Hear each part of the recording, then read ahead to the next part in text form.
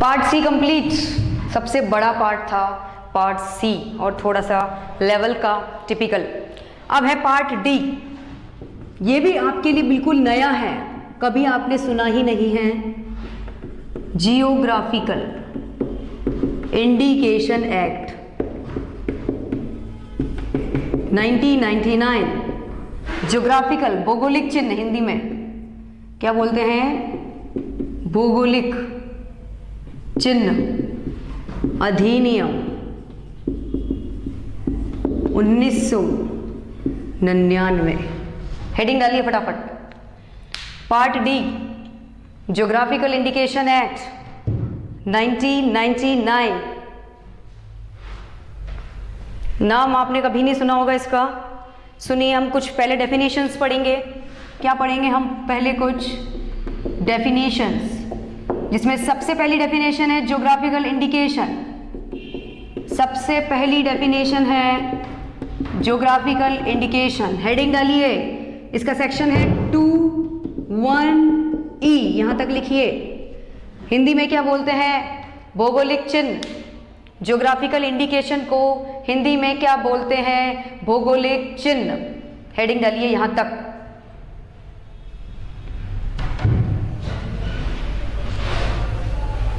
Section E, यहां पे क्या आ रहा है? ई, इसको हाईलाइट कर लो। सेक्शन भी कौन सा है? 2(1)E geographical indication. ई आ रहा है, सेक्शन बी है 2(1)E। ठीक है, अब सुनिए, ज्योग्राफिकल का मतलब क्या होता है? भूगोल, भौगोलिक। सिंपल मीनिंग है इसका एरिया। ज्योग्राफिकल का मतलब क्या है? एरिया। तो प्लेस, प्लेस बोल सकती हूं मैं। इसका मतलब क्या है? प्लेस, कोई स्थान। इंडिकेशन मतलब कोई नाम, कोई लोगो, कोई कलर। इंडिकेशन का मतलब हो गया कोई नाम, सिंबल, कोई नेम या सिंबल। ठीक है, सुनना, ऐसे ही टुकड़ों में ही डेफिनेशन याद होती है। ज्योग्राफिकल का मतलब होता है कोई प्लेस, और इंडिकेशन का मतलब है कोई नाम, कोई लोगो। ऐसा कोई नाम जो क्या शो कर रहा है प्लेस।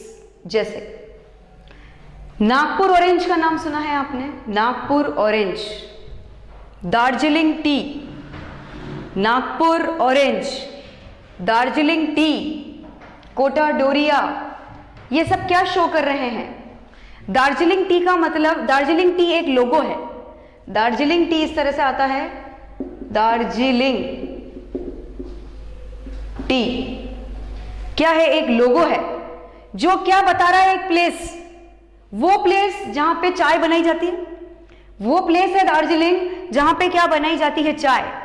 तो ऐसा कोई लोगो जो उस प्लेस को बताए जहां पे उन गुड्स को निर्मित, प्रोड्यूस किया गया है। क्या बोला मैंने? जैसे नागपुर ऑरेंज एक लोगो है, ये प्लेस बता रहा है जहां उन गुड्स को बनाया जाता है। उसे क्या कहा जाता है? Geographical indication. हिंदी में है भौगोलिक चिन्ह। ऐसा कोई चिन्ह जो किसी स्थान को बताता है, ऐसा कोई चिन्ह जो किसी प्लेस, किसी क्षेत्र, किसी कंट्री, कोई सिटी को बताता है।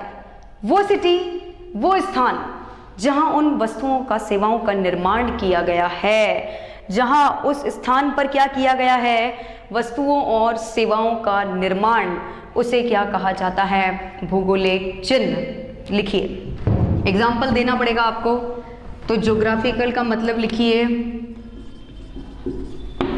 प्लेस। इंडिकेशन का मतलब लिखिए कोई नेम या लोगो। तो इट मीन्स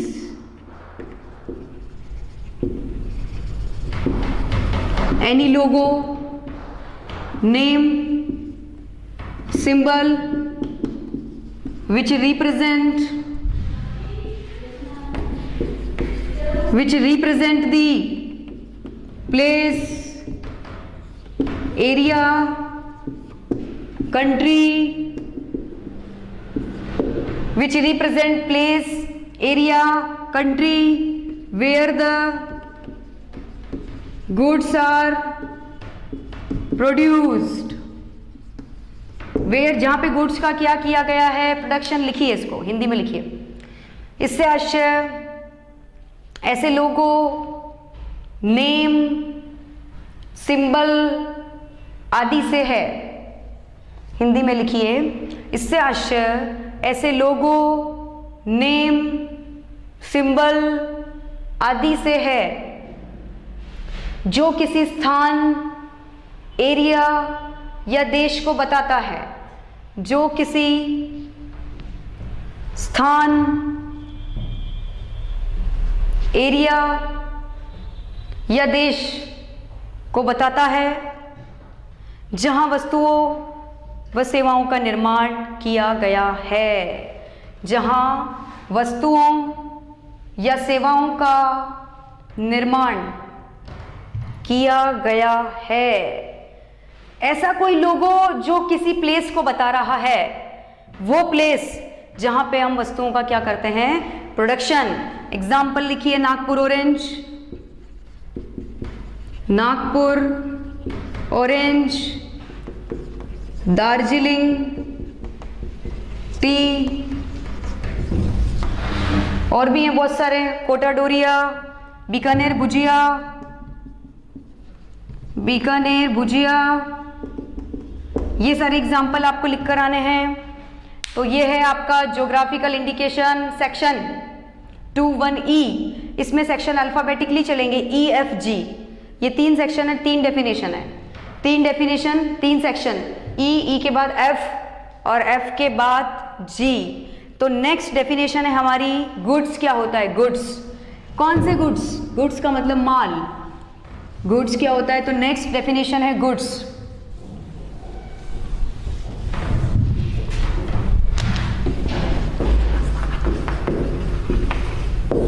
ई के बाद आपका हो गया सेक्शन 2(1)F। क्या होता है ये गुड्स? गुड्स अलग अलग होते हैं, natural goods, agricultural, handloom, handicraft, अलग अलग तरह के हो सकते हैं। वो सब किस में शामिल है इस डेफिनेशन में? तो लिखिए, इट इंक्लूड्स, इसमें निम्न शामिल है। नेचुरल गुड्स, प्राकृतिक, जो अपने आप प्रकृति से उग जाते हैं, नेचुरल गुड्स जिनको अपने को उगाने की भी जरूरत नहीं होती है। एग्रीकल्चर, जिसमें अपने को बीज डालने की जरूरत होती है, एग्रीकल्चरल गुड्स। हैंडलूम, जो हाथ से बनाए जाते हैं, हैंडलूम, हैंडीक्राफ्ट, इसको इंग्लिश में लिखना, एक्सेट्रा। ये आपकी डेफिनेशन कंप्लीट। इंग्लिश में लिखिए, इसे उतारिए। नेचुरल, प्राकृतिक गुड्स, एग्रीकल्चरल इंग्लिश में लिखना, हैंडलूम और हैंडीक्राफ्ट।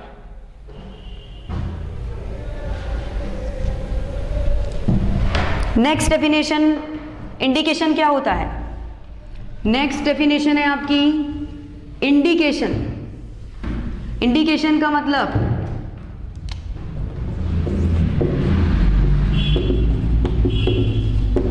F के बाद G, EFG।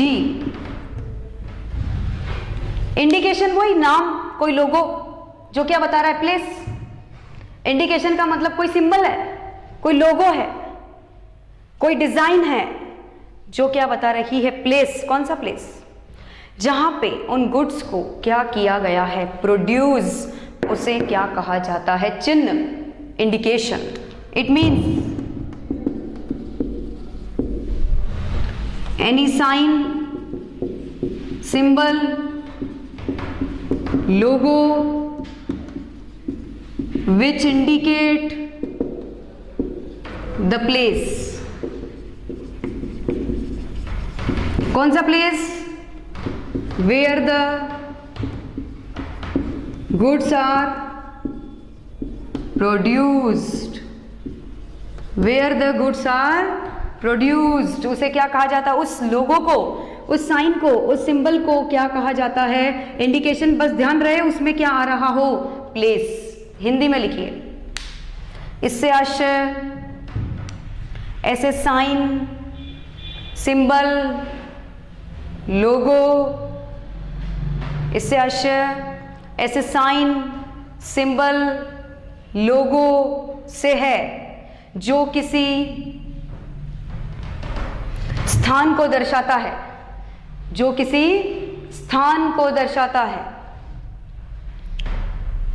वह स्थान जहां गुड्स का निर्माण किया गया है, गुड्स को निर्मित किया गया है, उसे क्या कहा जाता है? इंडिकेशन। क्या कहा जाता है? इंडिकेशन।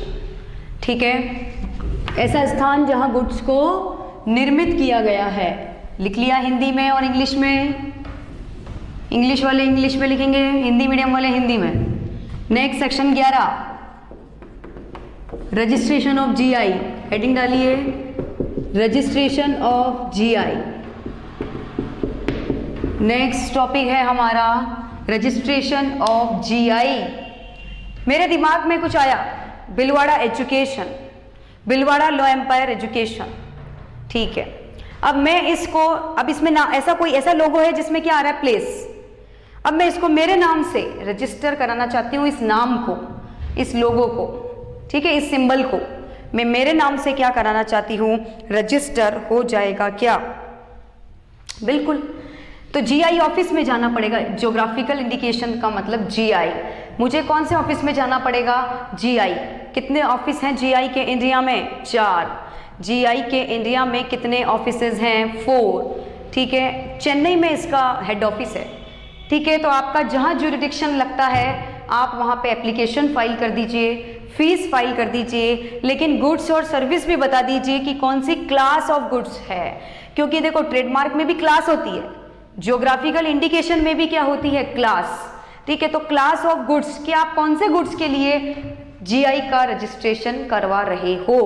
आप एजुकेशन के लिए करा रहे हो, फर्नीचर के लिए करा रहे हो, मोबाइल के लिए करा रहे हो, कौन सी क्लास में करा रहे हो, उसको बिजनेस कौन सा है वो आपको बताना ज़रूरी है। फिर वो क्या करेगा, वहाँ पे जो ऑफिसर बैठा है controller, publish in journal, hearing, अगर ऑब्जेक्शन आएंगे तो हियरिंग के बाद एक्सेप्ट और रिजेक्ट, हियरिंग के बाद सुनवाई होगी, सुनवाई में क्या किया जाएगा? या तो आपके जीआई को एक्सेप्ट किया जाएगा या आपके जीआई को रिजेक्ट कर दिया जाएगा। तो पहला है एक्सेप्ट भी हो सकता है और रिजेक्ट भी। देखो वही प्रोसीजर है, मुझे बार बार लिखवाने की ज़रूरत तो नहीं है, लेकिन कुछ पॉइंट में लिखवा देती हूँ। एप्लीकेशन प्लस फीस वाला कि एप्लीकेंट क्या फाइल करेगा? Applicant will file the application plus fee और साथ में details of GI, class of goods etcetera. किसको फाइल करेगा? कंट्रोलर को, to the controller, to the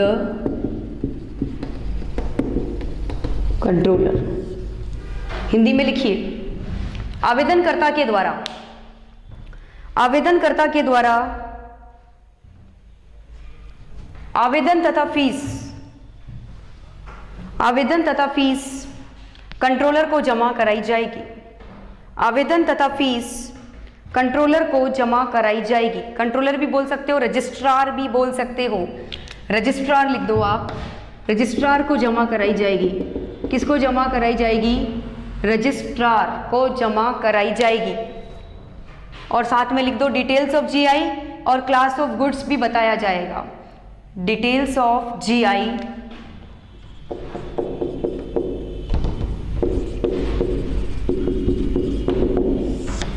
details of GI और क्लास ऑफ गुड्स लिख दिया। आपकी एग्जामिन होगी तो registrar will examine, the registrar will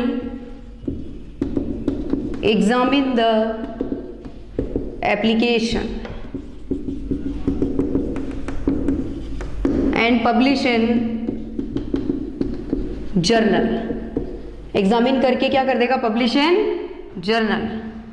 and give the time for objection, give the time for objection. Hindi में लिखिए ये पॉइंट। रजिस्ट्रार के द्वारा आवेदन की जांच की जाएगी। रजिस्ट्रार के द्वारा आवेदन की जांच की जाएगी। रजिस्ट्रार के द्वारा आवेदन की जांच की जाएगी। आवेदन को जर्नल में प्रकाशित किया जाएगा। आवेदन को जर्नल में प्रकाशित किया जाएगा तथा आपत्ति के लिए समय दिया जाएगा। तथा आपत्ति के लिए समय दिया जाएगा।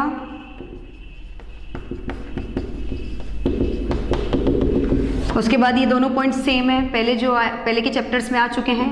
हियरिंग के बाद एक्सेप्ट और रिजेक्ट उतार लीजिए इसे आप। Section 11 registration of GI.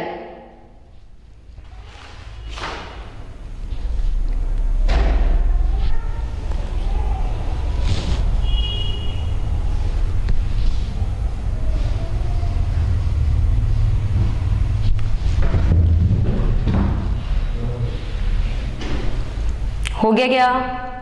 Next section 18 duration. Next section 18 है ड्यूरेशन ऑफ जीआई। ड्यूरेशन मतलब कितने साल के लिए वैलिड है GI. Section 18 duration of GI 10 साल के लिए वैलिड है। ट्रेडमार्क भी 10 साल के लिए वैलिड है। जीआई भी कितने साल के लिए वैलिड है? 10 साल के लिए। 10 साल के बाद रिन्यू कराने के लिए फीस। तो GI is valid for 10 years. After that,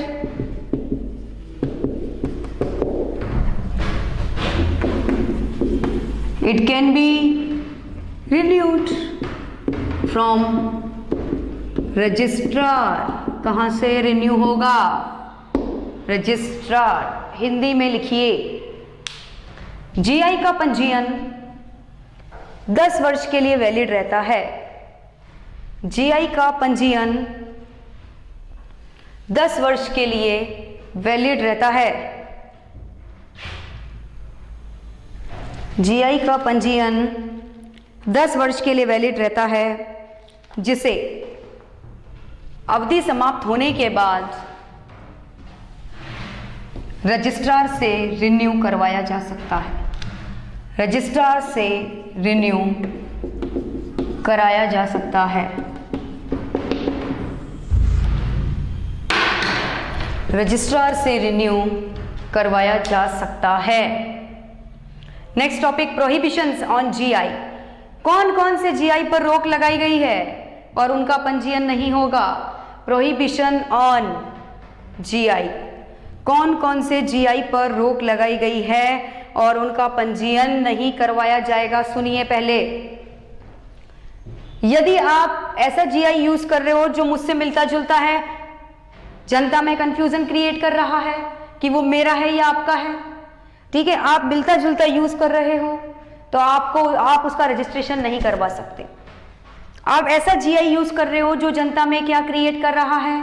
confusion, तो आप उस जीआई का पंजीयन रजिस्ट्रेशन नहीं करा सकते। आप ऐसा जीआई यूज कर रहे हो जिससे किसी की धार्मिक भावनाओं को ठेस पहुंचती है, विच हर्ट द रिलीजियस फीलिंग्स, जिससे रिलीजियस फीलिंग्स को हर्ट हो, या आप कोई ऐसा जीआई यूज कर रहे हो जिसमें ऑब्सीन मटेरियल हो, अश्लील सूचना का समावेश हो, तो आप वैसे जीआई का यूज नहीं कर सकते। ध्यान रखना। तो लिखिए, the following GI can not be registered, can not be registered.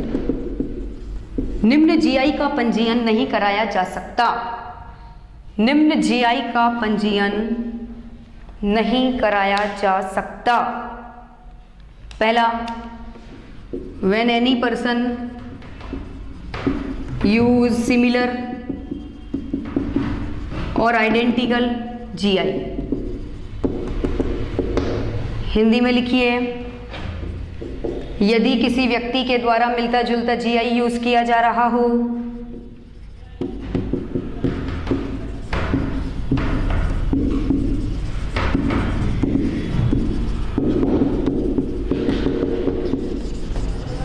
यदि किसी व्यक्ति के द्वारा सिमिलर यानी कि मिलता जुलता जीआई यूज किया जा रहा हो।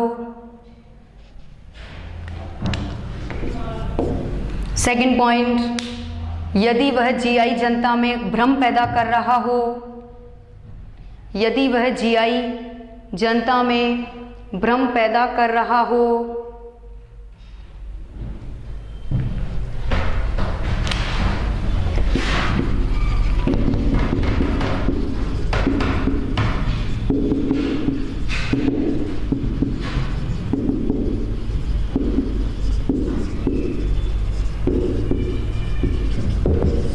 नेक्स्ट, रिलीजियस फीलिंग वाला पॉइंट लिखिए, यदि वह जीआई किसी व्यक्ति की धार्मिक भावनाओं को ठेस पहुंचाने वाला हो, यदि वह जीआई किसी व्यक्ति की धार्मिक भावनाओं को, यदि वह जीआई किसी व्यक्ति की धार्मिक भावनाओं को ठेस पहुंचाने वाला हो। इस जहां जहां मैंने अंडरलाइन करी है वहां आपको अंडरलाइन करके आनी है एग्जाम में। When it includes obscene material, यदि इसमें किसी अश्लील सूचना का समावेश हो, लिखिए ऑब्सीन, यदि इसके अंतर्गत किसी अश्लील सूचना का, ऑब्सीन मटेरियल, अश्लील सूचना का समावेश हो। लिखिए, यदि इसमें किसी अश्लील सूचना का समावेश हो, धार्मिक भावनाओं वाला हो गया, जनता में कंफ्यूजन क्रिएट कर रहा है हो गया,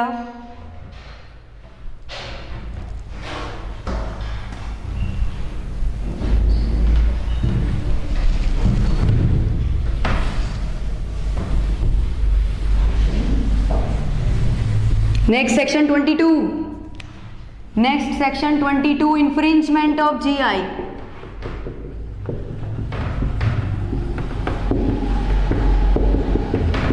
जालसाजी, जीआई की जालसाजी, इन्फ्रिंजमेंट ऑफ जीआई। कब यह माना जाएगा कि आपने मेरे जीआई की जालसाजी करी है? सेम वही पॉइंट लिखने हैं जो ट्रेडमार्क की जालसाजी के थे। क्या बोला मैंने?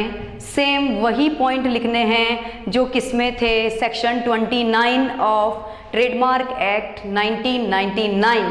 पहला, यदि आपने सिमिलर जीआई का यूज कर लिया, यदि आपने ऐसे जीआई का यूज कर लिया जो जनता में क्या क्रिएट कर सकता है, कंफ्यूजन, जो जनता में क्या क्रिएट कर सकता है, कंफ्यूजन, या आपने मेरे जीआई से अनुचित फायदा उठा लिया, अनफेयर एडवांटेज, मतलब कि आपके ऑरेंज पे नागपुर ऑरेंज लिख के आप बेच रहे हो, तो ये लोगो तो है मेरा, आपने कैसे यूज कर लिया? आप एडवर्टाइजमेंट में मेरे जीआई को यूज कर रहे हो कि ये तो इसी की तरह है हमारा प्रोडक्ट, आपने कैसे यूज कर लिया? इस नाम पर सिर्फ मेरा अधिकार है, आप इसे यूज नहीं कर सकते। तो सेम पॉइंट्स मुझे लिखने की जरूरत नहीं है, same as section 29 of trademark. वहाँ एग्जाम में ये मत लिख के आ जाना, आपको पॉइंट बताने पड़ेंगे वहाँ पे, A, B, C और D। सेम पॉइंट, पहला सिमिलर आइडेंटिकल जीआई यूज कर रहे हो, दूसरा कंफ्यूजन क्रिएट कर सकता है, आप सिमिलर ऐसा कुछ है ऐसा यूज कर रहे हो जिससे जनता में क्या क्रिएट हो सकता है, कंफ्यूजन, ठीक है, और ये आपके अनफेयर एडवांटेज उठा रहे हो आप, या फिर आप एडवर्टाइजमेंट में यूज कर रहे हो, आप कंफ्यूजन क्रिएट हो रहा हो या सिमिलर हो। ये पॉइंट आप उधर से देख के लिख लेना डिटेल में। Next topic, assignment of GI. Assignment of GI, assignment GI का हस्तांतरण, हेडिंग डालिए, जीआई का हस्तांतरण।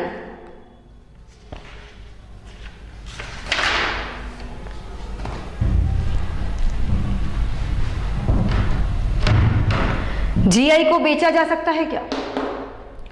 क्या जीआई का असाइनमेंट, हस्तांतरण किया जा सकता है क्या? देखो, लाइक दार्जिलिंग टी आपका लोगो है। अब ये लोगो सिर्फ आपको रिप्रेजेंट नहीं कर रहा है, पूरी दार्जिलिंग का नाम खराब होगा अगर आपने चाय की क्वालिटी खराब कर दी। ठीक है, तो आप ये नाम आपका पर्सनल प्रॉपर्टी नहीं है, पर्सनल होने के साथ साथ पब्लिक प्रॉपर्टी भी है। क्या बोला मैंने? ज्योग्राफिकल इंडिकेशन आपकी पर्सनल प्रॉपर्टी ही नहीं, साथ में क्या है? पब्लिक प्रॉपर्टी भी है, जनता की, देश की संपत्ति है। ये किसकी संपत्ति है? किसकी प्रॉपर्टी है? देश की। तो आप इसे नहीं बेच सकते, तो जीआई ट्रांसफरेबल नहीं है। जीआई का एक व्यक्ति से दूसरे व्यक्ति को हस्तांतरण नहीं किया जा सकता है। क्या बोला मैंने? क्योंकि ये पर्सनल, व्यक्तिगत संपत्ति होने के साथ साथ पब्लिक प्रॉपर्टी भी है, इसीलिए जीआई का हस्तांतरण नहीं किया जा सकता। लेकिन अगर ऑनर की डेथ हो जाए तो लीगल हायर इसका मालिक बन जाएगा। यदि जीआई के मालिक की मृत्यु हो जाती है तो वैध प्रतिनिधि क्या बन जाएगा? जीआई का मालिक।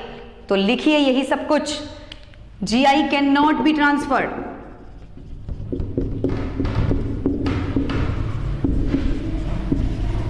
From one person to another because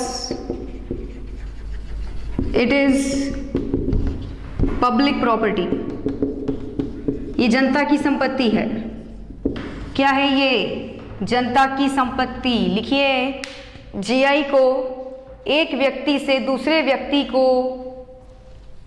GI को एक व्यक्ति से दूसरे व्यक्ति को हस्तांतरित नहीं किया जा सकता है, नहीं किया जा सकता है, क्योंकि यह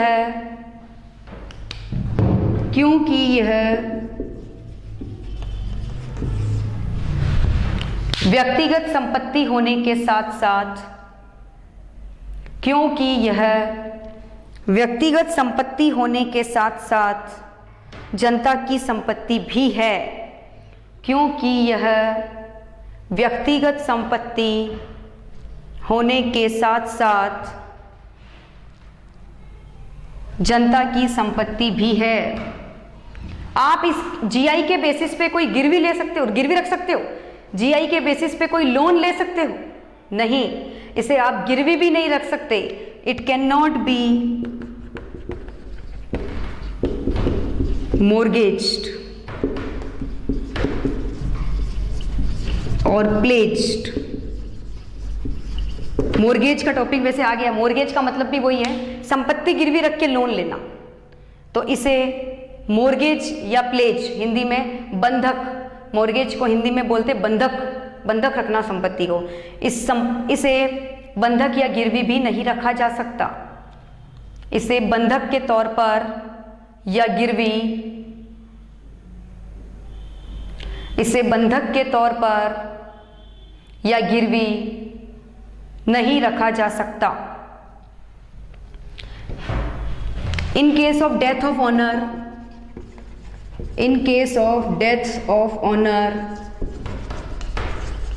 it will be transferred to legal heir, it will be transferred to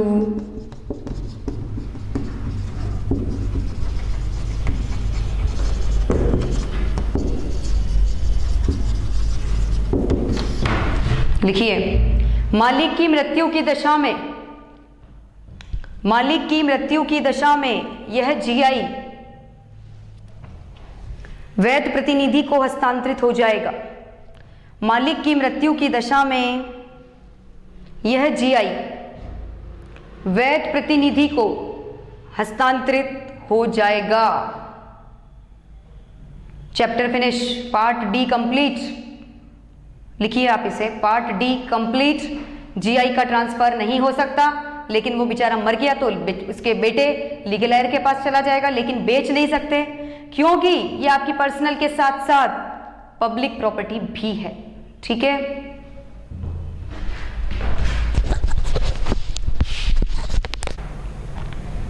good morning. हमने अब पार्ट डी कंप्लीट हो चुका है। Geographical indication act 1999। Geographical indication act 1999 में कुछ भी नहीं है। उसमें जो इंपॉर्टेंट टॉपिक्स हैं वो केवल ये है कि what is the difference between GI and trademark और एक असाइनमेंट ऑफ जीआई। बस ये दो ही इंपॉर्टेंट टॉपिक है जीआई में। पहला, क्या जीआई को बेचा जा सकता है? नो। क्या जीआई और ट्रेडमार्क में कोई डिफरेंस है? यस। ट्रेडमार्क में लोगो है, जीआई में प्लेस है। जीआई में क्या है? प्लेस है। ट्रेडमार्क का सेक्शन अलग है, ज्योग्राफिकल इंडिकेशन का 21E। ट्रेडमार्क पर्सनल प्रॉपर्टी है, ज्योग्राफिकल इंडिकेशन पब्लिक प्रॉपर्टी भी है। पर्सनल के साथ साथ क्या है वो? पब्लिक प्रॉपर्टी भी है।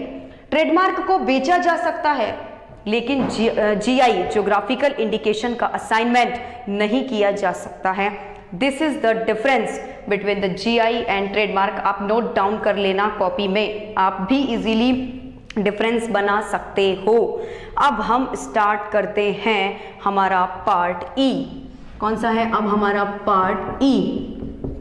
Design act 2000। कौन सा है ये हमारा पार्ट? Design act 2000। डिजाइन अधिनियम, क्या बोलेंगे इसको? डिजाइन अधिनियम 2000। इसमें सबसे पहले क्या पढ़ेंगे हम? कुछ डेफिनेशंस। सबसे पहली डेफिनेशन है आर्टिकल क्या होता है, ये वस्तु क्या होता है। आर्टिकल क्या होता है? ये वस्तु। इसका मतलब मैं ये कह सकती हूँ आर्टिकल का मतलब गुड्स से है। आर्टिकल का मतलब किससे है? गुड्स से है, जिस पर कोई डिजाइन बनाई गई हो। क्या बोला मैंने? यहाँ पे आर्टिकल का मतलब किससे है? गुड्स से है, जिस पर क्या बनाई गई हो?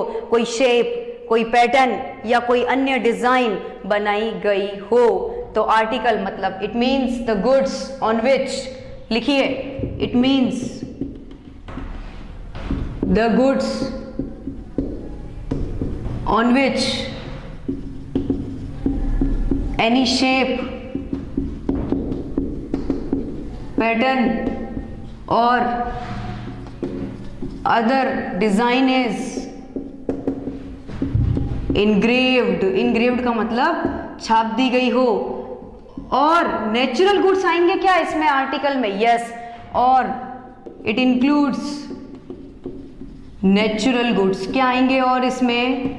नेचुरल गुड्स का मतलब प्राकृतिक माल, प्राकृतिक पदार्थ जो अपने आप प्रकृति से उत्पन्न होते हैं। गुड्स वो भी हो सकते हैं और उस पर भी डिजाइन हो सकती है। तो हिंदी में लिखिए, इससे आश्चर्य ऐसी वस्तु से है, इससे आश्चर्य ऐसी वस्तु से है जिस पर कोई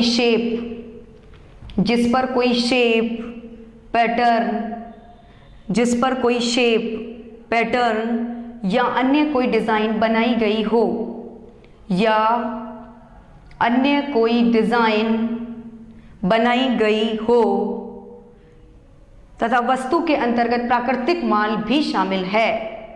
तथा वस्तु के अंतर्गत प्राकृतिक माल भी शामिल है।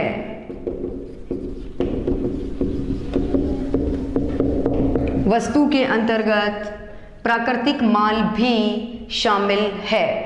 नेक्स्ट डेफिनेशन है डिजाइन। डिजाइन डी से स्टार्ट होता है। सेक्शन भी कौन सा है? 2D। डिजाइन किससे स्टार्ट होता है? डी से। सेक्शन भी कौन सा है? 2D। इसका सेक्शन नहीं है, ये एग्जाम में ये डेफिनेशन नहीं आती है, सिर्फ आपकी नॉलेज के लिए बताई है। तो नेक्स्ट है आपका डिजाइन। देखो बहुत सारी तरह की डिजाइन होती है। आप जिस भी पैकेट पर देखोगे आपको डिजाइन मिल जाएगी।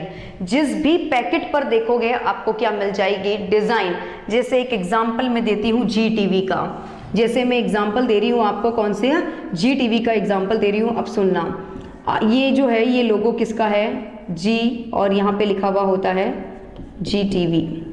ठीक है, इसी तरीके का है। सुनना मेरी बात ध्यान से। इसके अंदर कोई शेप है, कोई पैटर्न है और कलर भी है। क्या बोला मैंने? इसके अंदर कोई शेप भी है, पैटर्न भी है, कलर भी है। मीन्स ये क्या बन गई? डिजाइन। प्लस मेरी नजर में तो ये लोगो भी है, मेरी नजर में ये क्या है, लोगो है या नहीं, बिल्कुल है। इस डिजाइन का मैं कहां रजिस्ट्रेशन कराऊं, इस डिजाइन का, क्योंकि देखो ये केवल नाम है, इस नाम का तो कहां होगा, ट्रेडमार्क एक्ट में। इस नाम का रजिस्ट्रेशन कहां पे होगा, ट्रेडमार्क एक्ट में, लेकिन इस डिजाइन का रजिस्ट्रेशन कहां होगा, डिजाइन एक्ट में। इस डिजाइन का रजिस्ट्रेशन कहां पर होगा, डिजाइन एक्ट में। अब मेरा एक सवाल है, ये डिजाइन एक आर्टिस्टिक वर्क भी तो है, जो हमने कॉपीराइट में पढ़ा था, कोई कला, कोई पेंटिंग, उसका कॉपीराइट करवाया जा सकता है। तो ये भी तो एक कला ही है, ये भी तो एक आर्ट है, आर्टिस्टिक वर्क है। तो क्या मैं इसका कॉपीराइट करा सकती हूं, बताइए। क्या मैं इस डिजाइन को ऐसे बोल दूं कि ये तो मेरा क्या है, आर्टिस्टिक वर्क है, क्या है ये मेरा आर्टिस्टिक वर्क है, तो क्या मैं इसका कॉपीराइट एक्ट में भी रजिस्ट्रेशन करा सकती हूं क्या। सुनना मेरी बात, कोई भी डिजाइन आर्टिस्टिक वर्क भी होती है। क्या बोला मैंने, कोई भी डिजाइन ले लो, उसमें कला तो है ही है। तो आप चाहो तो उसे डिजाइन एक्ट में भी रजिस्टर करा सकते हो, और आप चाहो तो उसे कॉपीराइट एक्ट में भी रजिस्टर करा सकते हो, ये आपकी चॉइस है। लेकिन फायदा किसमें ज्यादा है, लेकिन फायदा किसमें ज्यादा है, क्योंकि देखो आपकी इच्छा होगी तो आप कॉपीराइट एक्ट में चले जाओगे, आपकी इच्छा होगी तो आप डिजाइन एक्ट में चले जाओगे। लेकिन अगर आप डिजाइन एक्ट में जाते हो तो आपको कॉपीराइट भी मिल जाएगा। क्या बोला मैंने, अगर आप डिजाइन एक्ट में अपनी डिजाइन का रजिस्ट्रेशन कराते हो तो आपको डिजाइन पर कॉपीराइट भी मिल जाएगा।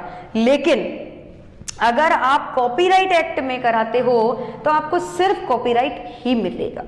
ठीक है, तो हम किस में कराना चाहेंगे, डिजाइन एक्ट में। लेकिन ये आपकी चॉइस है कि आप कहाँ रजिस्ट्रेशन करा सकते हो, जहाँ कम फीस हो वहाँ करा लेना, जहाँ ज़्यादा फायदा हो वहाँ करा लेना, ये आपकी चॉइस है। तो कोई भी डिजाइन दो एक्ट में रजिस्टर्ड हो सकती है, या तो कॉपीराइट एक्ट या डिजाइन एक्ट। ठीक है, तो हम डिजाइन का मतलब क्या होता है, डिजाइन का मतलब कोई भी शेप, कोई pattern, colour, combination of colour, जो या तो मैन्युअली बनाई गई हो डिजाइन या कंप्यूटर से बनाई गई हो। डिजाइन जरूरी नहीं है कि हाथ से ही बनाई जाए, जरूरी नहीं है कि कंप्यूटर से ही बनाई जाए, आधी हाथ से आधी मशीन से भी हो सकती है, या मैन्युअली, या जिसे मैं बोल सकती हूं इंडस्ट्रियल प्रोसेस। इंडस्ट्रियल का मतलब किसी इंडस्ट्री में बनाई गई हो, उसे क्या कहा जाता है, डिजाइन। तो लिखिए, it means any shape, pattern, colour, combination of colour which is created, arrow बना के लिखना, विच इज क्रिएटेड मैन्युअली और बाय इंडस्ट्रियल प्रोसेस, और by industrial process, it is called design. आप वहां बना के भी आ सकते हो एक दो एग्जाम्पल डिजाइन के, स्टार प्लस जैसे, ये स्टार प्लस, ठीक है, ये अभी ये डिजाइन होगी, ठीक है, और इसका जो लोगो है वो, जो इसका नाम है वो ये है। तो ये जो नाम है ये तो ट्रेडमार्क एक्ट में जाएगा, और ये जो है वो किस में आएगा, आपके डिजाइन एक्ट में। ठीक है, हिंदी में लिखिए, इससे आश्चर्य, इससे आश्चर्य किसी शेप, पैटर्न, कलर या कॉम्बिनेशन ऑफ कलर से है, या कॉम्बिनेशन ऑफ कलर से है, जिसे मैन्युअली यानी हाथ से, जिसे मैन्युअली या किसी औद्योगिक प्रक्रिया के माध्यम से बनाया गया हो, किसी औद्योगिक प्रक्रिया के माध्यम से बनाया गया हो, उसे डिज़ाइन कहा जाता है। क्या कहा जाता है? उसे डिज़ाइन कहा जाता है। देखिए आप इसे, ये दोनों डेफिनेशन।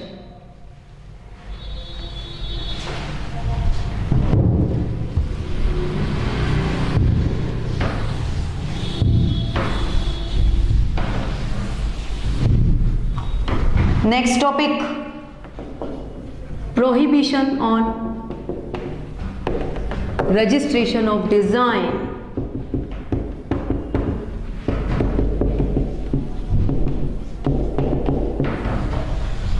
नेक्स्ट टॉपिक डालिए, निम्न डिजाइन्स को पंजीकृत कराने पर रोक लगाई गई है। प्रोहिबिशन का मतलब रोक लगाना, प्रतिबंध लगाना। क्या होता है प्रोहिबिशन का मतलब? प्रतिबंध लगाना। तो प्रोहिबिशन का मतलब होता है रोक लगाना। निम्न डिजाइन्स को आप रजिस्टर नहीं करा सकते। द फॉलोइंग डिजाइन जो अब हम पढ़ने वाले हैं उनको आप रजिस्टर नहीं करा सकते। लेकिन क्यों नहीं करा सकते? क्योंकि आपने जो डिजाइन बनाई है वो मेरी डिजाइन से मिलती जुलती है। आपने जो डिजाइन बनाई है वो मेरी डिजाइन से मिलती जुलती है, सिमिलर है, आइडेंटिकल है। इसीलिए आप डिजाइन को रजिस्टर नहीं करा पाओगे। चले भी जाओगे तो रजिस्टर नहीं करा पाओगे। दूसरा, design already used in public या ऑलरेडी पब्लिश्ड इन जर्नल। मतलब कि ऑलरेडी जनता जिसे क्या कर रही है, यूज, उस डिजाइन को भी आप रजिस्टर नहीं करा पाओगे। तो लिखिए, the following design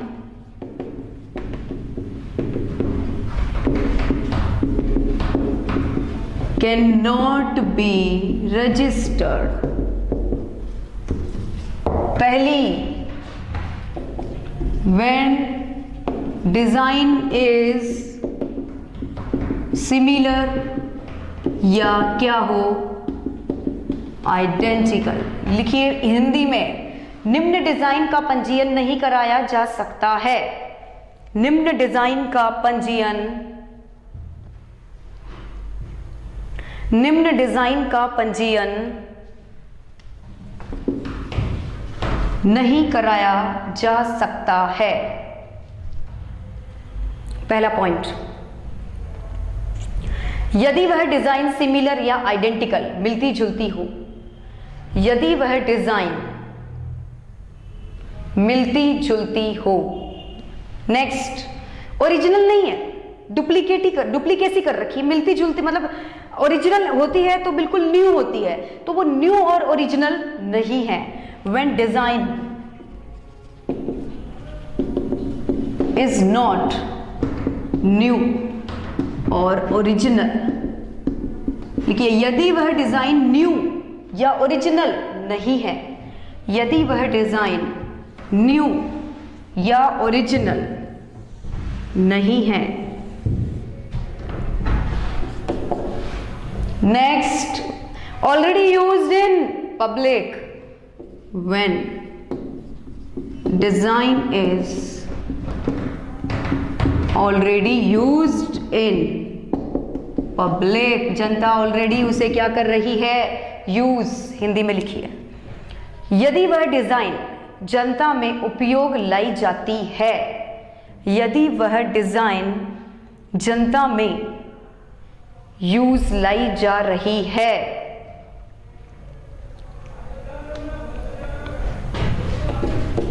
next, when design का रजिस्ट्रेशन, और मैंने ऑलरेडी उस डिजाइन के लिए क्या फाइल कर रखी है, एप्लीकेशन, मतलब ऑलरेडी उसका रजिस्ट्रेशन पेंडिंग चल रहा है। When the registration of design is pending, registration of design is pending मतलब ऑलरेडी किसी और ने एप्लीकेशन लगा रखी है।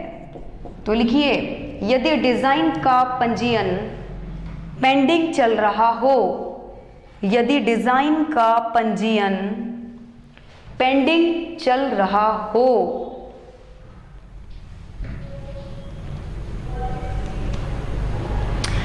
when it include obscene material, when it include obscene, अश्लील मैटर हो, मटेरियल, यदि इसमें किसी अश्लील सूचना का समावेश हो, यदि इसमें किसी अश्लील सूचना का समावेश हो, कोई डिज़ाइन जो इंडिया में नहीं चलती वो आप भारत के बाहर चल रही है, लेकिन जरूरी नहीं है वो इंडिया में भी क्या हो जाए, रजिस्टर।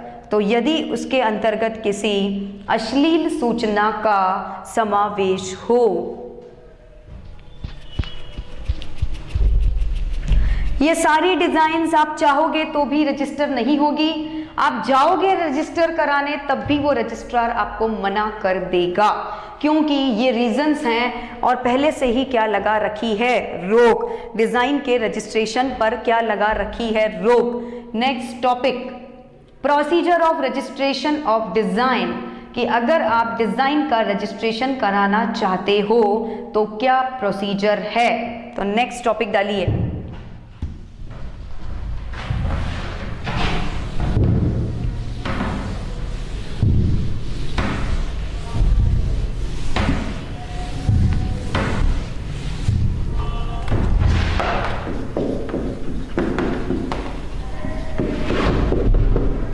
प्रोसीजर ऑफ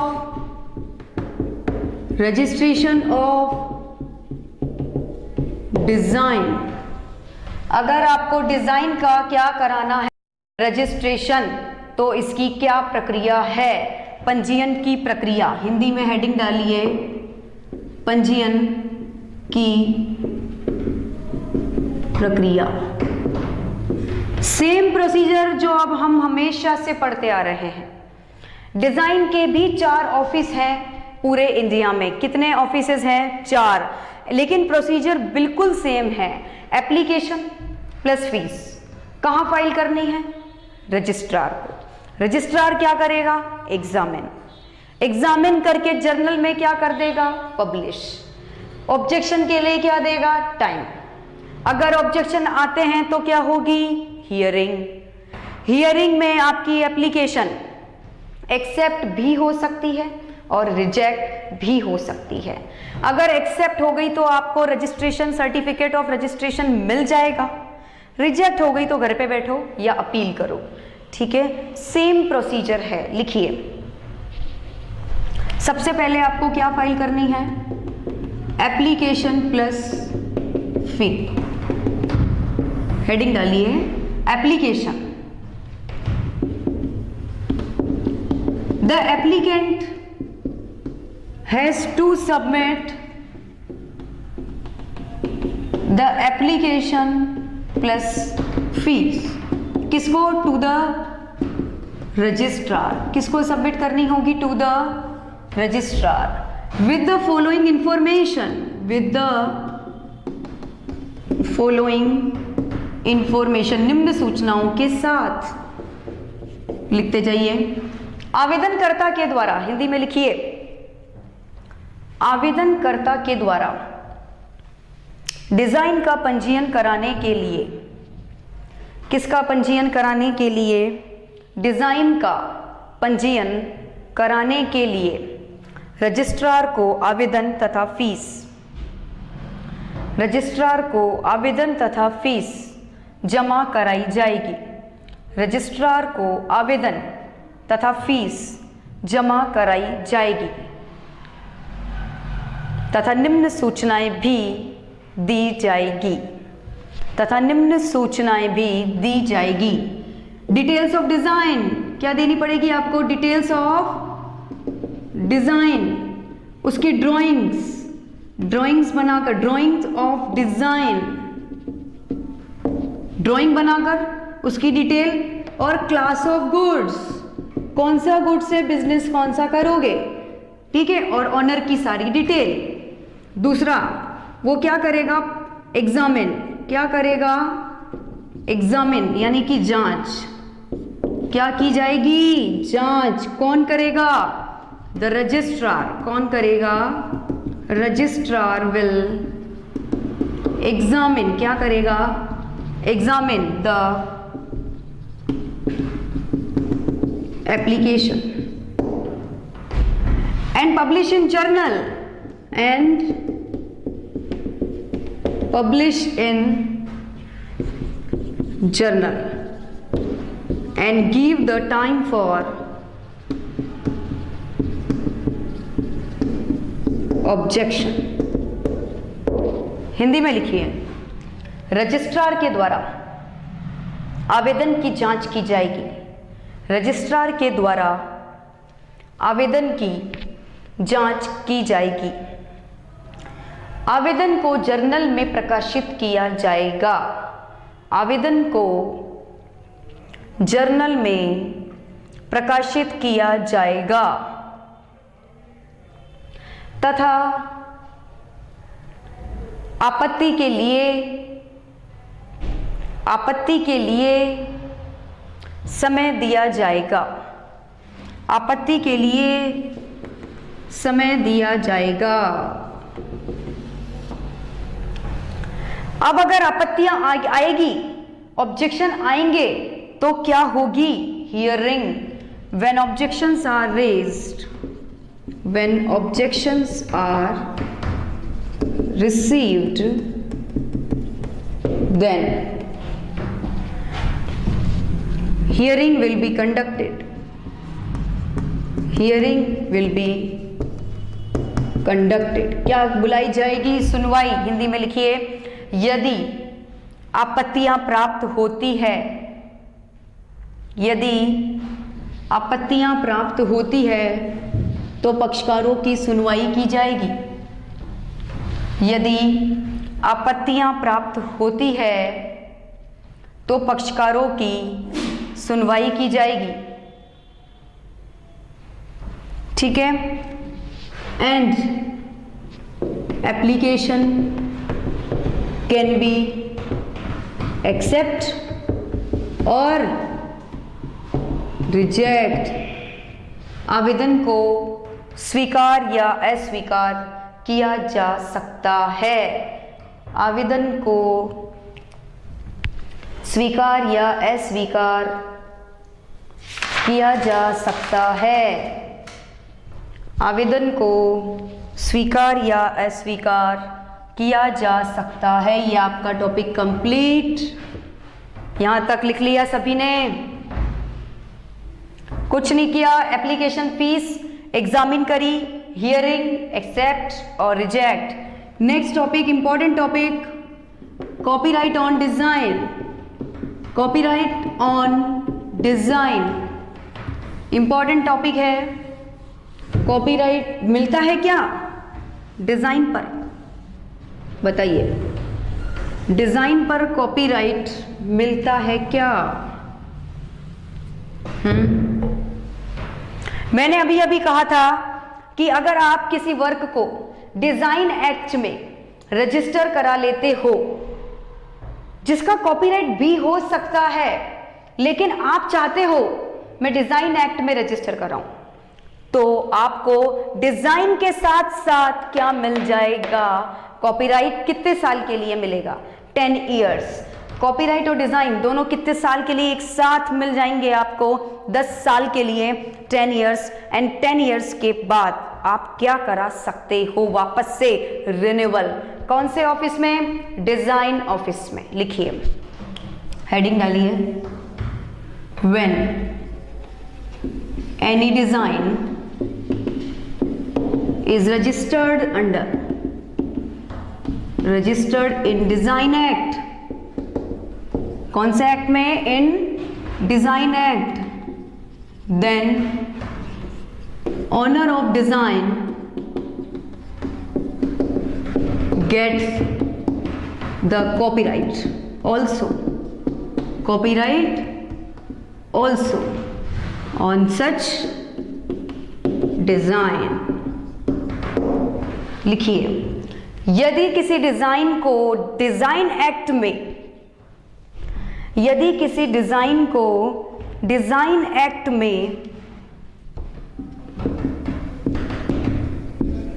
रजिस्टर करा लिया जाता है, डिजाइन एक्ट में रजिस्टर करा लिया जाता है, तो डिजाइन के मालिक को, तो डिजाइन के मालिक को उस डिजाइन पर कॉपीराइट भी प्राप्त हो जाता है। उस डिजाइन पर 10 वर्षों के लिए, उस डिजाइन पर 10 वर्षों के लिए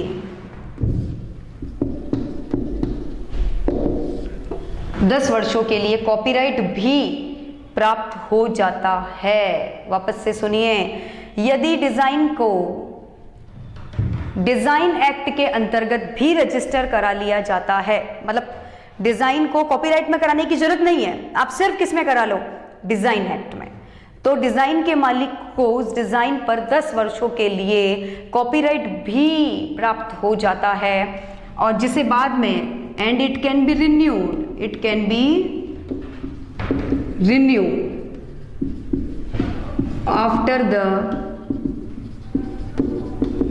एक्सपायरी ऑफ पीरियड, जिसे अवधि समाप्त होने के बाद रिन्यू भी कराया जा सकता है। लिखिए, जिसे अवधि समाप्त होने के बाद रिन्यू भी कराया जा सकता है, जिसे अवधि समाप्त होने के बाद रिन्यू नवीनीकरण कराया जा सकता है।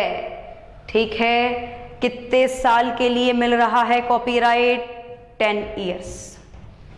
लास्ट टॉपिक इस चैप्टर का सेक्शन 22। सेक्शन कौन सा है? 22, piracy of design. Piracy of design, design की चोरी। Section 22 last topic, piracy of design, design की चोरी। तो कब ये मानूं कि आपने मेरी डिजाइन चुरा ली? मैं कब ये मानूं कि आपने मेरी रजिस्टर्ड डिजाइन को यूज कर लिया? मींस इन्फ्रिंजमेंट कर लिया। क्या कर लिया? जालसाजी। ऑब्वियस सी बात है, अगर मैंने मेरे नाम से डिजाइन को क्या करा रखा है? रजिस्टर, और आप उसे मुझसे पूछे बिना, ऑनर की कंसेंट के बिना यूज कर रहे हो, किराए पे दे रहे हो, सेल कर रहे हो, एक्सपोर्ट कर रहे हो, कुछ भी कर रहे हो मेरी परमिशन के बिना, तो उसे क्या माना जाएगा? पायरेसी, चोरी, डिजाइन की चोरी। हिंदी में बोलते हैं डिजाइन की चोरी। तो कब माना जाएगा? When registered design is used by unauthorized person। क्या बोला मैंने? When registered design is used by unauthorized person, यदि रजिस्टर्ड डिजाइन को किसी अनाधिकृत व्यक्ति के द्वारा यूज कर लिया जाए तो इसे डिजाइन की चोरी कहा जाएगा। लिखिए, when registered design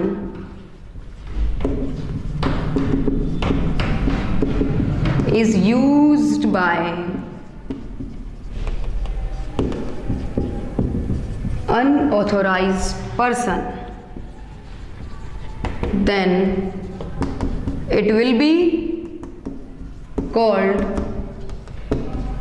piracy of design। Hindi में लिखिए, यदि किसी रजिस्टर्ड डिजाइन को, यदि किसी रजिस्टर्ड डिजाइन को किसी अनाधिकृत व्यक्ति के द्वारा, यदि किसी रजिस्टर्ड डिजाइन को किसी अनाधिकृत व्यक्ति के द्वारा यूज किया जाए तो इसे डिजाइन की चोरी कहा जाएगा। तो इसे डिजाइन की चोरी कहा जाएगा। किन किन केसेस में? लिखिए, when any person use or hire such design, such design मतलब वही डिजाइन को यूज करे। B, when any person import or export such design, जनता में एग्जिबिट करे, एग्जिबिट प्रदर्शनी इन पब्लिक। ये सब मेरी कंसेंट के बिना होता है तो चोरी है, लेकिन मेरी परमिशन से होता है तो चोरी नहीं है। तो पहला, यदि उस डिजाइन को यूज या हायर किया जाए, हायर मतलब किराए पे दिया जाए, यदि उस डिजाइन को यूज या हायर किराए पर दिया जाए। नेक्स्ट,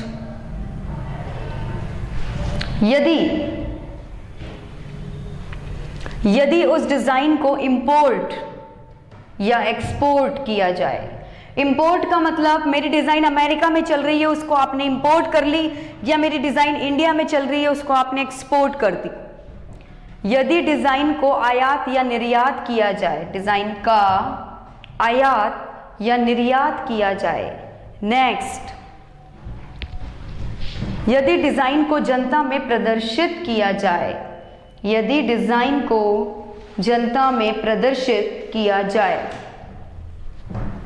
ये आपका चैप्टर फिनिश, ये आपका चैप्टर हो चुका है फिनिश, ठीक है। लेकिन कुछ एक्स्ट्रा टॉपिक्स हैं इस चैप्टर के, आईपीआर के 5 पार्ट कंप्लीट, लेकिन क्या है कुछ एक्स्ट्रा टॉपिक्स ऑफ आईपीआर। कौन कौन से हैं, पहले नाम लिखिए एक्स्ट्रा टॉपिक्स। WIPO, ट्रिप्स, एक है आपका गेट और एक है आपका गेट्स। ये 4 एक्स्ट्रा टॉपिक देखिए आप, इसको 4 एक्स्ट्रा टॉपिक हैं। पहला WIPO, दूसरा है आपका ट्रिप्स, गेट और गेट्स। एक ना एक एग्जाम में कभी कभार आ जाता है। WIPO की फुल फॉर्म है world intellectual property Organization, World intellectual property organisation. TRIPS, trade related intellectual, वैसे भी हम पढ़ेंगे तब लिखाऊंगी मैं ये सारा। गेट अलग है और गेट्स अलग है, ठीक है। इसको अपन नेक्स्ट क्लास में पढ़ेंगे, ज़्यादा इंपॉर्टेंट नहीं है। मैंने जो आपको नोट्स दिए हैं उसी में से पढ़ना है, इसको लिखने की ज़रूरत नहीं है कॉपी में, क्योंकि ये थोड़े से बोरिंग टॉपिक हैं। मतलब ये आपके 12th में भी पढ़े होंगे आपने, World intellectual property organisation.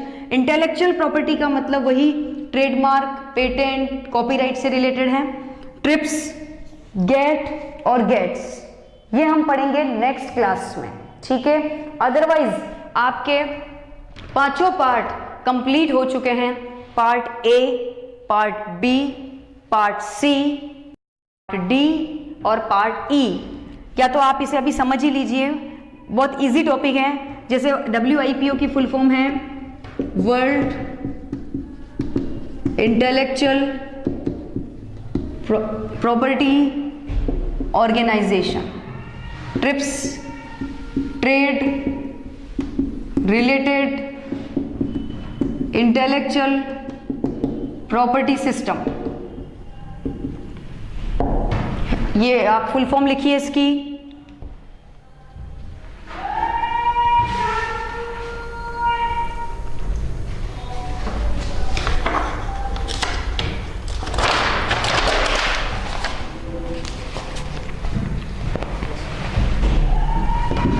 General agreement on trade and tariff.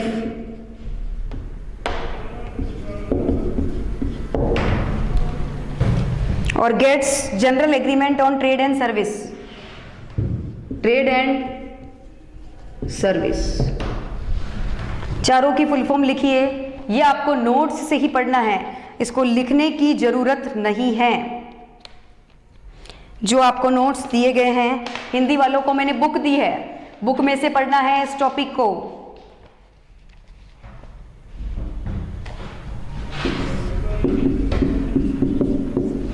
WIPO की स्थापना कब की गई? 1967 में। WIPO कुछ भी नहीं है, एक ऑर्गेनाइजेशन है। ये क्या है? एक ऑर्गेनाइजेशन है। जो क्यों बनाया? इंटेलेक्चुअल प्रॉपर्टी को सुरक्षित रखने के लिए। क्या बोला मैंने? ये एक ऑर्गेनाइजेशन है जिसको क्यों बनाया? इंटेलेक्चुअल प्रॉपर्टी को प्रोटेक्ट रखने के लिए, जैसे ट्रेडमार्क, पेटेंट, कॉपीराइट। आप बुक निकालिए, नोट्स निकालिए, उसमें लिख रखा है कि WIPO जो है वो एक ऑर्गेनाइजेशन है, संस्था है, जिसे बहुत सारे देशों ने मिलकर बनाया। ये जॉइंट एफर्ट है। क्या है ये? जॉइंट एफर्ट है। ये ऑर्गेनाइजेशन के मेंबर बहुत सारे लोग हैं, एक कंट्री नहीं है, बहुत सारी कंट्रीज इस ऑर्गेनाइजेशन की क्या है? मेंबर। और इस अब इन सब देशों ने मिलकर 2 संधियां साइन करी है, पेरिस कन्वेंशन और बर्न कन्वेंशन। कितनी संधियां साइन करी है? पेरिस कन्वेंशन और बर्न कन्वेंशन। इन संधियों को साइन करने के पीछे एक ही उद्देश्य है कि हम सभी एक दूसरे के देश में इंटेलेक्चुअल प्रॉपर्टीज को क्या रखेंगे? सुरक्षित। क्या बोला मैंने? हम सभी जितनी भी कंट्रीज वो आपस में संधियां साइन कर रही है, जैसे America, France, Japan, India, Australia, South Africa, इन सभी देशों ने अगर ये संधियां साइन करी है, कौन कौन सी? पेरिस कन्वेंशन, दूसरी है बर्न कन्वेंशन। तो ये आपस में संधियां साइन ही इसीलिए करते हैं, हम आपके देश में आए तो हमें मिले प्रोटेक्शन, आप हमारे देश में आओगे तो आपको भी मिलेगा। तो इसका उद्देश्य एक ही है कि यार इंटेलेक्चुअल प्रॉपर्टी को सुरक्षित रखो, क्योंकि ये भी तो एक प्रॉपर्टी है। ठीक है। इसका रिलेशनशिप किससे बताया गया है? WTO से। इसका रिलेशनशिप किससे बताया गया है? WTO से, World Trade Organization. World Trade Organization तो WTO से कैसे रिलेटेड है ये बताइए? WTO की फुल फॉर्म क्या होती है? World Trade Organization. ठीक है। अब एक्चुअली क्या हुआ था? WTO तो बिजनेस के लिए बना था। वर्ल्ड ट्रेड, ट्रेड का मतलब होता है बिजनेस, पूरे वर्ल्ड के बिजनेस को हैंडल करने के लिए। तो हुआ क्या? WIPO ने और WTO ने भी एक संधि करी। क्या बोला मैंने? WIPO and WTO also signed A treaty. Treaty का मतलब होता है संधि, कन्वेंशन का मतलब भी होता है संधि। दोनों ने मिलकर एक ट्रीटी साइन करी। क्यों? For the protection of. ये भी जुड़ गया इंटेलेक्चुअल प्रॉपर्टी से। WTO भी किससे जुड़ गया? इंटेलेक्चुअल प्रॉपर्टी से। और इन दोनों ने मिलके 24 ट्रीटीज साइन करी, पब्लिश करी। और इन दोनों का उद्देश्य यही था कि इंटेलेक्चुअल प्रॉपर्टी को क्या रखा जा सके? सुरक्षित। ठीक है। प्लस WIPO तो बहुत सारी टेक्निकल एडवाइस भी देता था, कानूनी सहायता भी देता था, legal assistance, legal aid, technical assistance, ये बहुत सारी चीजें प्रोवाइड करी है। किसने? WIPO ने।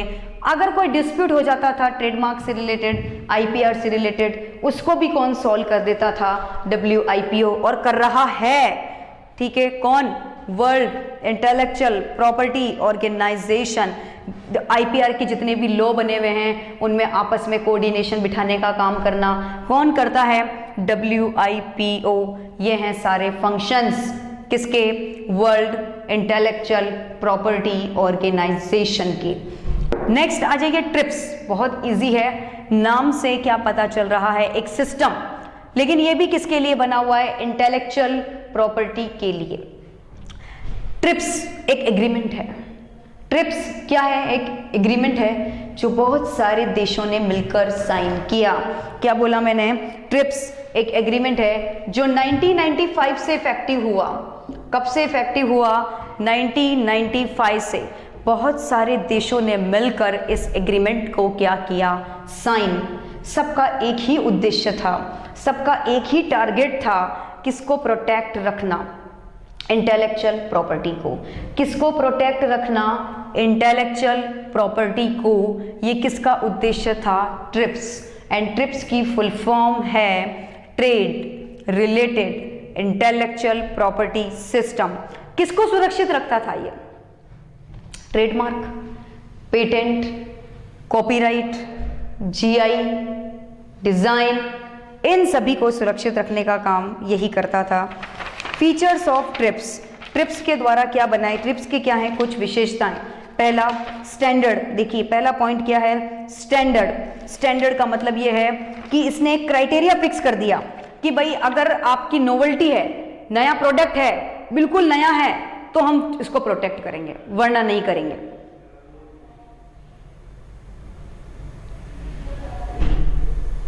आप इसको देखिए,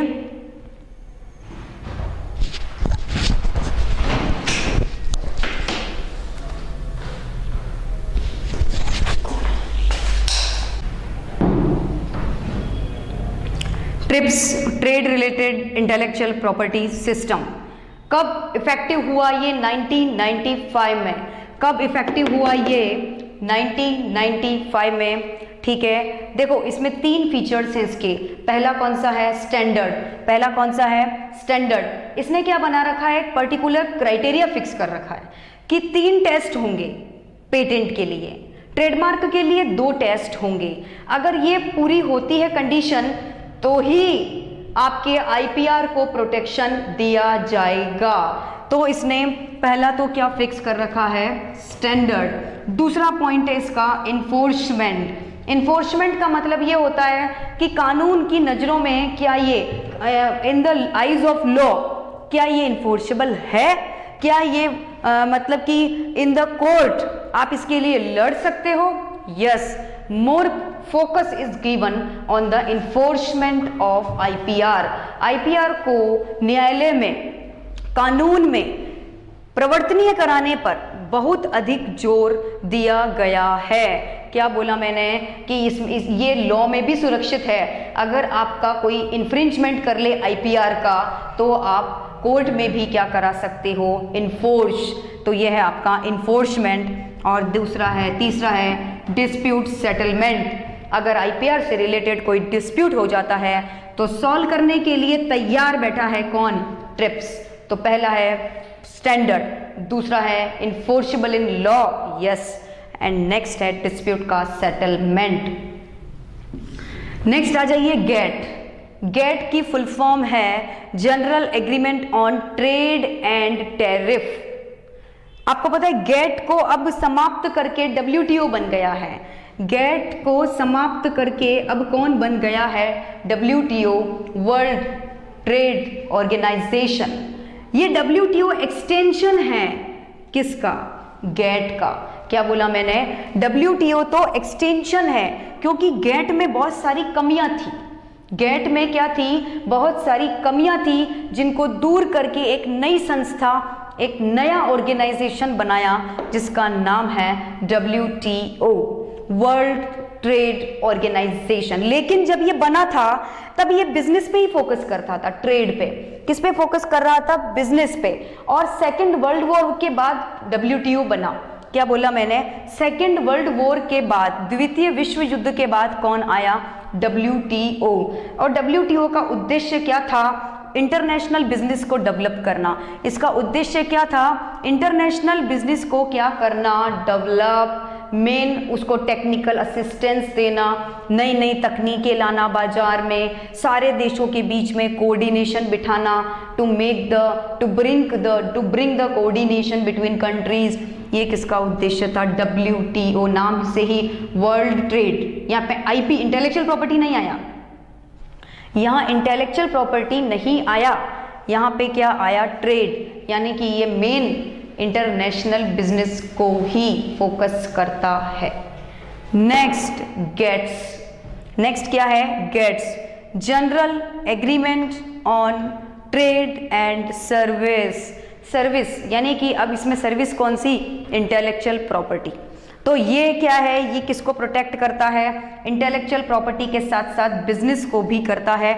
इसको किसने बनाया? WTO ने। WTO ने बनाया। किसने बनाया? WTO ने बनाया है। किसको?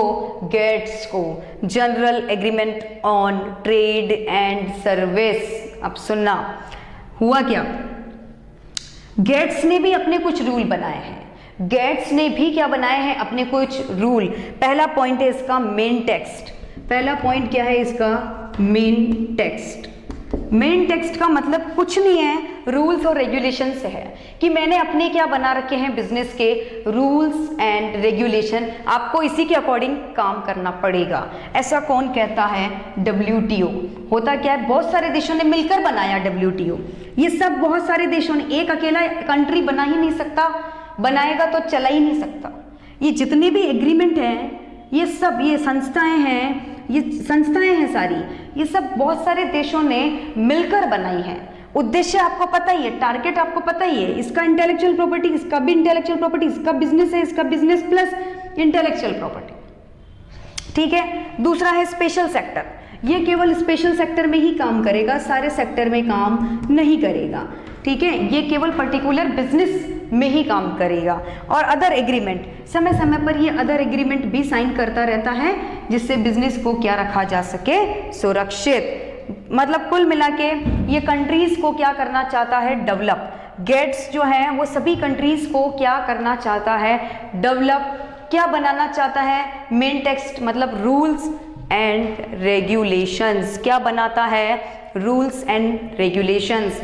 पॉलिसीज बनाता है पूरे सब देशों के लिए, इंटरनेशनल पॉलिसीज बनाता है, नेशनल और इंटरनेशनल पॉलिसीज का निर्माण करता है कौन, गेट्स। देखो ये नॉर्मल टॉपिक है, ज़्यादा दिमाग लगाने की ज़रूरत नहीं है, जैसा दिया हुआ है मैंने नोट्स में बस उसी को लर्न करना है, समझकर लिखने की ज़रूरत नहीं है, ठीक है। तो ये आपके IPR के 5 पार्ट कंप्लीट। कोई भी डाउट हो आप मुझसे फ़ोन लगाकर पूछ सकते हो क्लास के बाद, ठीक है। वैसे कोई डाउट नहीं आना चाहिए। और ये जो टोटल IPR का टॉपिक है 5 पार्ट मिलाकर ये मैक्सिमम 10 मार्क्स का है। कितने मार्क्स का है, मैक्सिमम 10 मार्क्स, जिसमें से एक तो ये एक्स्ट्रा टॉपिक्स और ट्रेडमार्क एक्ट। वैसे मैं आपका एग्ज़ाम टाइम से पहले या कोर्स होने के बाद आपको सारे इंपॉर्टेंट टॉपिक बताऊंगी जो एग्ज़ाम के लिए वेरी वेरी इंपॉर्टेंट होते हैं, ठीक है। आप ये देख लीजिए एक बार कंप्लीट।